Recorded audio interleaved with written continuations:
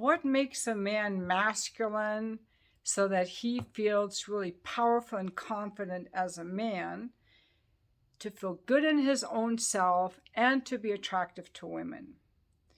And I'm going to give a hat tip to Philosophy Junkies, because we've been going around in the comments on a few videos trying to get to the bottom of this. And as a side note, I also want to say what makes a feminine woman that feels good in her body as a woman and is attractive to men. But let's leave that aside and just deal with the men part. I do read a lot of the comments on the videos that I watch, and Philosophy Junkies, again, hat tip, referred me to a YouTuber called First Man. I watched his videos, and I especially was interested in the comments. He teaches men how to be masculine and fit, and a lot of it has to do with realizing that as a man, first of all, you should have a low body fat. And second, that whereas a woman is born beautiful, especially after puberty, she naturally ripens into this beautiful creature. A man is not at his top level physically or in a desired way. He has to work his way into it by putting effort into his fitness, his career, and his goals. So I want to say a few things about that. First of all, the comments were so appreciative. These men were saying, thank you, man. I thought I was an 8, but I realized I'm a 3. Now I know what I need to do. Thank you for telling me I need to work out. I've been working out and I feel better. So this man is giving men the leadership and the mentorship that they should have already had in their lives. That's the first thing that stuck out to me, is that these men didn't even know that's what they needed, because they didn't have a father in the home or a father who taught them, and they didn't learn it at school. The other thing that stuck out to me is that, yeah, he's absolutely right, that we as women, we don't have to do anything to be desired by men. However, I want to say that what men want from us is they want to plunder us sexually. So while it's true that a woman is, like in her peak beauty with, in her youth, that doesn't mean that men are lining up to marry us and provide for us, okay? It just means they want to fuck us. So I want to be really clear on that. He does point out that as when women gain weight, it tends to go to our hips, ass, thighs, and breasts, all the right places. Although I will say for some women, especially like Hispanic women, they have flat butts. It tends to go to their waist. So not always. And some of the women he showcased looked like their waists were photoshopped out, or they had fake breasts. So I don't know. But for whatever that's worth, those are the points he makes. He did note that for men, they have to work into being attractive to women, whereas women are attractive to men just for existing, because we're curvy. In order for men to be attractive to women, they have to work at it. But again, the men are just wanting us for sex. So that's not really the attention we want. And yes, to be attractive to a woman, you need to have physical, mental, and emotional health. And these are really in decline in our lazy, industrialized world. So in order for a woman to desire you, one thing that is really important is low body fat. That's why I keep telling guys to work out. Low body fat, because fat is soft and fat is feminine. Yes, you need fat, and women need muscles. Look, I got a lot of muscle. I shouldn't even I am super muscly, but I'm very feminine. So we all have masculine and feminine qualities. I should show you guys my legs too, but I'm super toned, but I'm feminine. And likewise, a man also has fat, but as he points out, if you have more than 14% body fat, it's a lot of fat. And where men tend to gain fat is in the worst areas: the love handles, the belly, the chin and the face. And one thing that makes a man very attractive is a chiseled face. Like, I've always been attracted to men who are healthy, and that makes sense because we intrinsically want to pick the best mate to reproduce with. So all the things that they talk about in evolutionary biology, science of physical, mental, and emotional health, is what makes a man attractive to a woman. Now, as I'm going down the YouTube stream and watching a lot of these men's videos, there's one that was recommended to me somewhere. I don't know. He's speaking of how testosterone helps men build strength and lowers their fat. People who eat a lot of sugar, it lowers their testosterone. So like a bad diet will lower your testosterone. A good lifestyle can raise it. So when a man is lean, whether he's thin or whether he's more bulked up, is not so important, but we want to look for low body fat as signs of physical health. And it's attractive. And here's what I was trying to say, is that if you were raised, now I'm going to go back into childhood stuff. The men that don't know this didn't have good modeling. And a lot of people, I study childhood trauma. I take therapist courses. It's just like a thing I'm very interested in. And I thought my childhood was pretty good, but now I'm realizing how great it really was compared to what a lot of people had to go through. And if you were never modeled how to be loved, but never modeled, if you never were given healthy foods as a child, or your parents went running with you and went bike riding with you or backpacking with you, you don't even know, you don't even know that that's important. You didn't experience how good it feels to be healthy. And so you wouldn't even know that. Whereas, for example, I'm thinking about my sons, and you know, what they experienced growing up, seeing a masculine father and the healthy lifestyle, mostly coming from me, you know, fresh apple juice as babies, you know, making their own apple juice and nursing them and having them in Montessori school and letting them be involved in family life and doing things for themselves and encouraging them and mirroring their interests.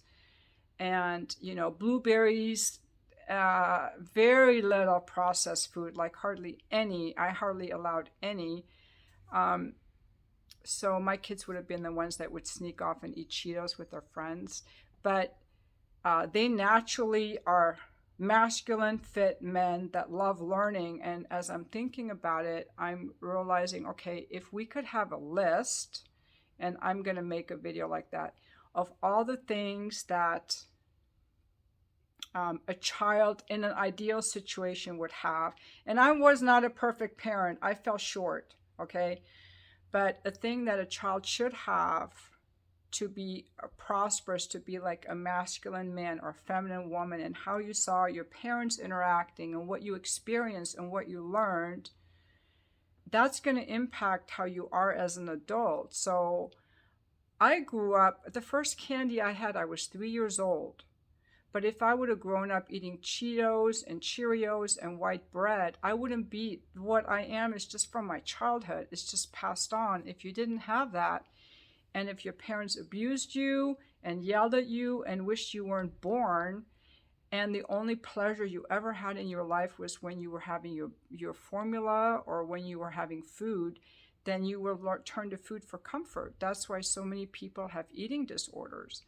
If you were born a dysfunctional house, you had to choose something to soothe yourself, and food is a very basic one. When I see someone obese, it's very likely that they used food for comfort. There could also be hormonal imbalances too, again from a bad lifestyle. What I'm trying to get at here is, I think it's really good as a first step to be really compassionate with ourselves, because the areas where we fall short is because we didn't know and we didn't get something we needed. And so, like, what is it that I didn't get, and where can I learn to give that to myself? So when it comes to men and masculine energy, what I think a lot of men really needed to know as little boys was that to hear from your mother and your father, this is for the men, okay, I am so glad that you were born. I am so glad that you were born to me. I am so happy to have you in my life. And they need to hear that over and over and over. That my eyes light up when I see you. When I come home and I see you, or you pick you up from school. Hey, I'm so happy to see you. How was your day? When you make a mistake, let's say you spill some milk, it's like, that's okay, babe, let's clean it up. You help mommy clean this up. That it's okay to make mistakes. And to nurture your boyness. Now, what makes a boy different from a girl, I have 2 sons and a daughter, and I already realized right away that my sons had interests that, where did they would just pick up sticks and start wanting to play guns, and we didn't watch violent movies, like, where did they learn that? And they want a roughhouse. And boys have testosterone, and this testosterone makes them naturally more courageous, more aggressive, and this aggression needs to be nurtured and not punished, because boys, because of their testosterone especially, they have this great need to challenge themselves. And if they don't have a healthy outlet to challenge themselves, they will pick something unhealthy. So parents need to really encourage their boys to challenge themselves, whether it's physically or mentally or something that they want to try. Physical things especially, if they want to go four-wheeling, or they want to go rock climbing, or they want to jump really high. And as a mom, I'm like, but I know I have to let you challenge yourself. Not only that, is to give words to it. We have to give words to things to let kids know that it's appreciated. It's like, oh my God, you really like to challenge yourself. Oh my God, you really love jumping. Oh, you really like kicking the ball. Let's kick it again. And if they come in from outside and they're all muddy, I used to tell my sons, there's a little bit of Huckleberry Finn in every boy. It's like celebrating your boyness, wanting to play in the mud and wanting to get dirty and wanting to tussle and all of that, like to celebrate that.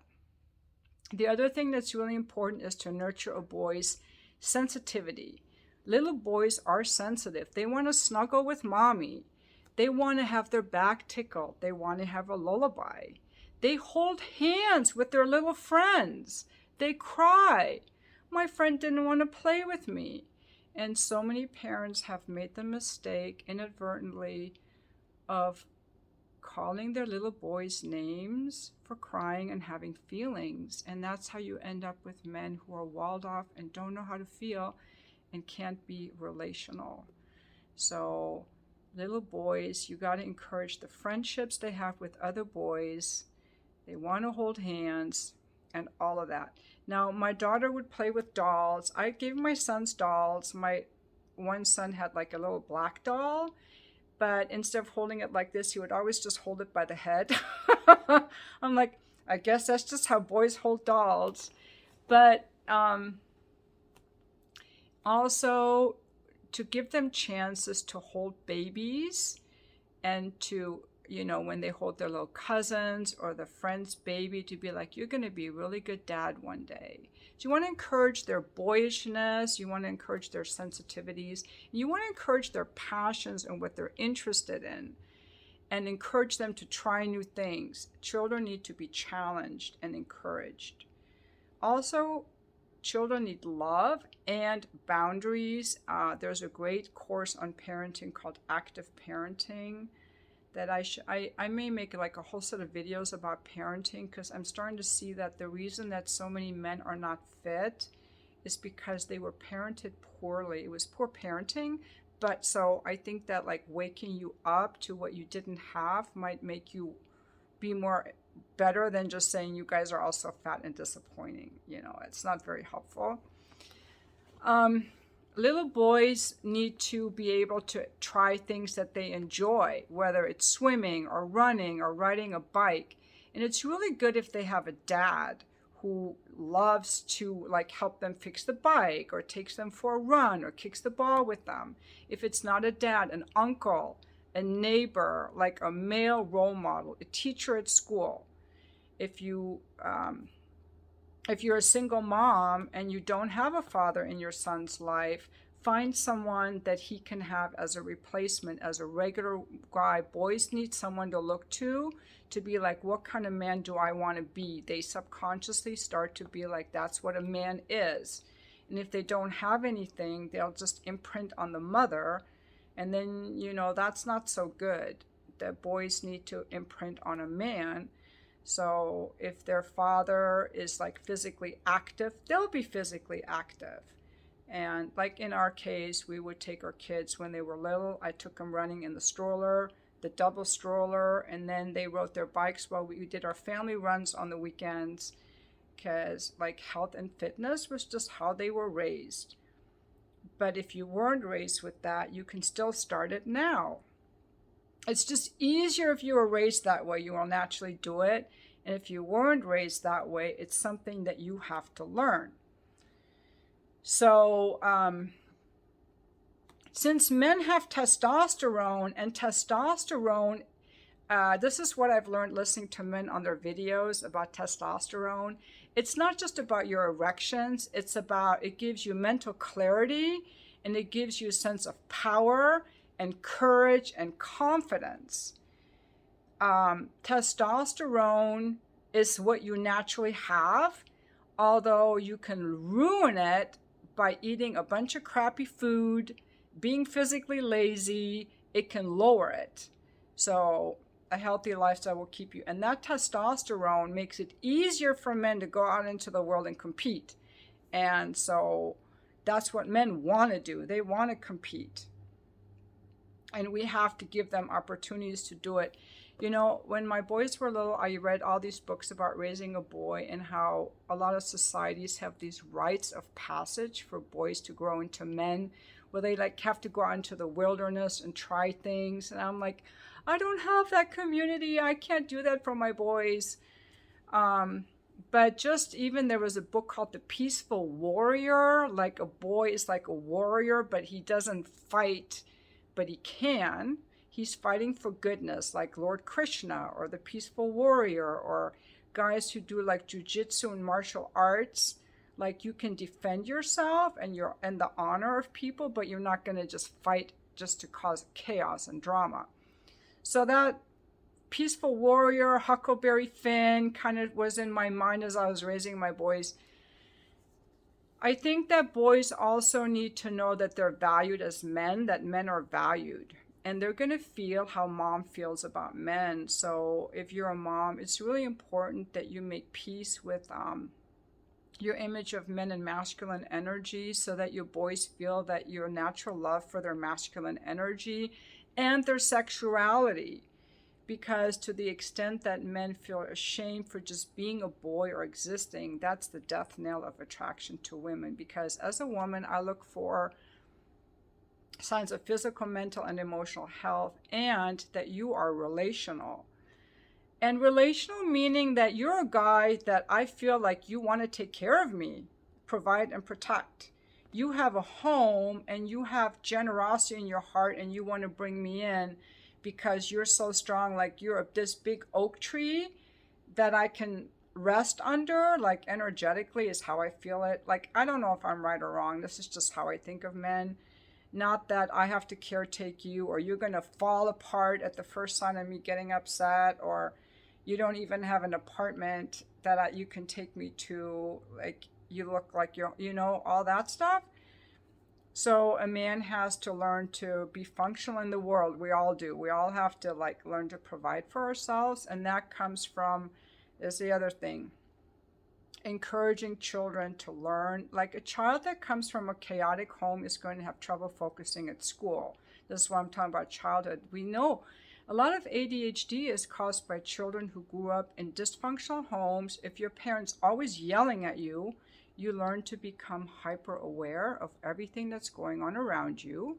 You're in a constant stress state. And so when you get to school, you will have trouble focusing because your mind is just wired to just be on constant alert for danger and reading other people's emotions. If you're a person who's an empath, you are likely coming from a dysfunctional home where you had to learn to read your parents' emotions.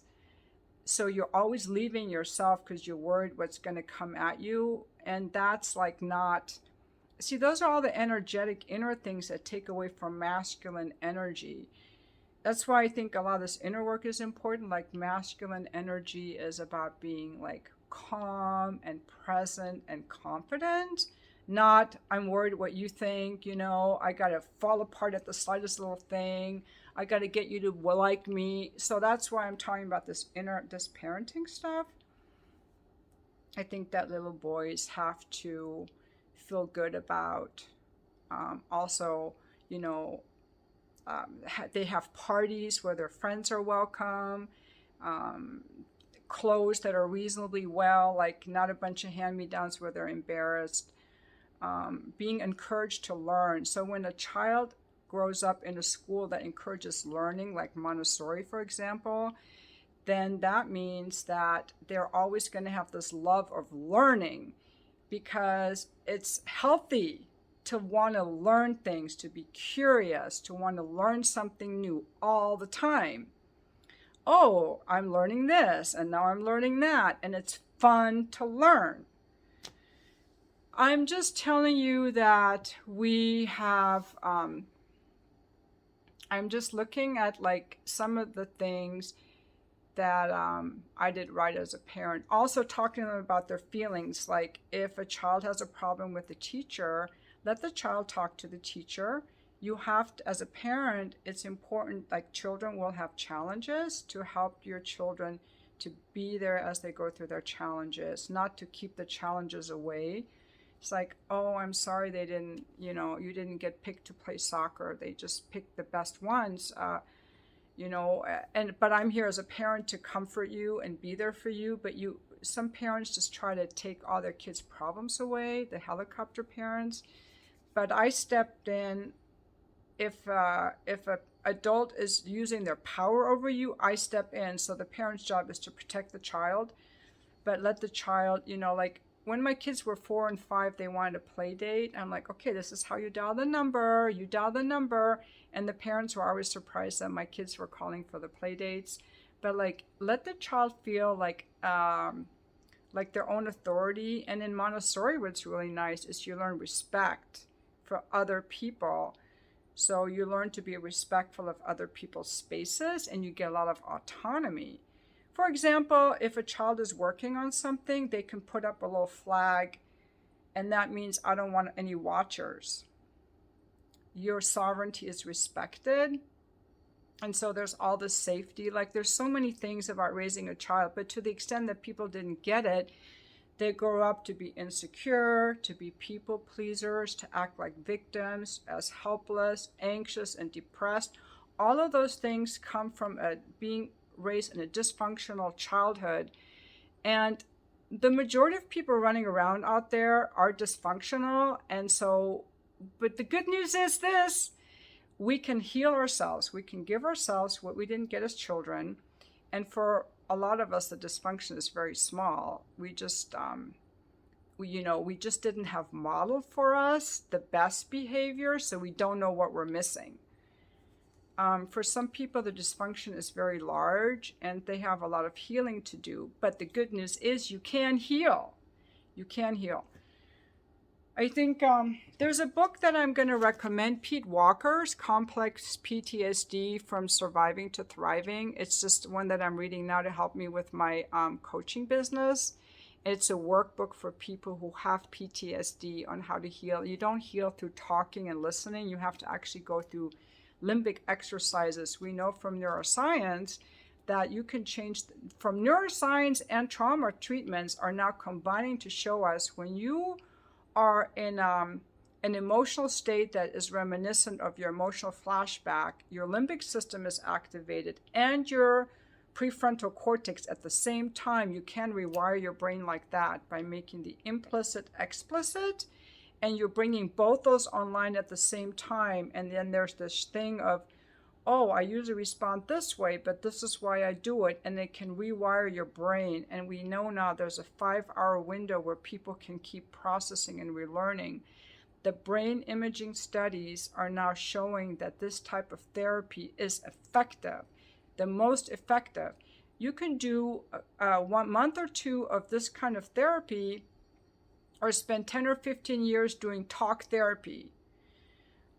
So this is what the good news is, that we can heal ourselves. But a lot of people don't even know this is out there. We need to spread the word. And a lot of people don't want to look at themselves at all. I know I have a lot of people I know that are in relationships that are not working. And I see the people that are actually working on it.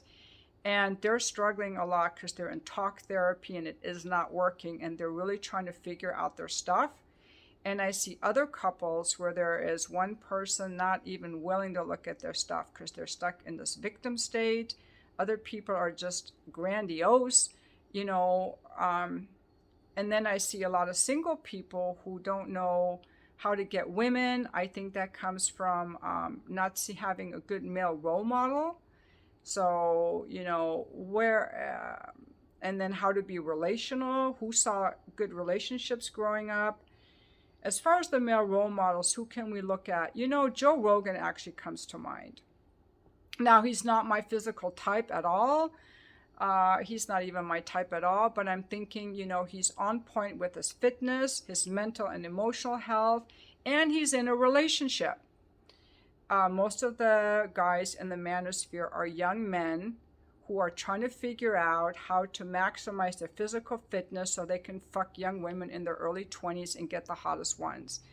Those are not men I'm going to look to for advice, actually, because they're younger, they haven't experienced life, they don't even have anything yet, but they're in a phase of life where they're challenging themselves. How fit can I get? What kind of women can I pull? You know, so that's, I celebrate them challenging themselves, but eventually they're going to get to the point of, like, that's first man. And a lot of guys.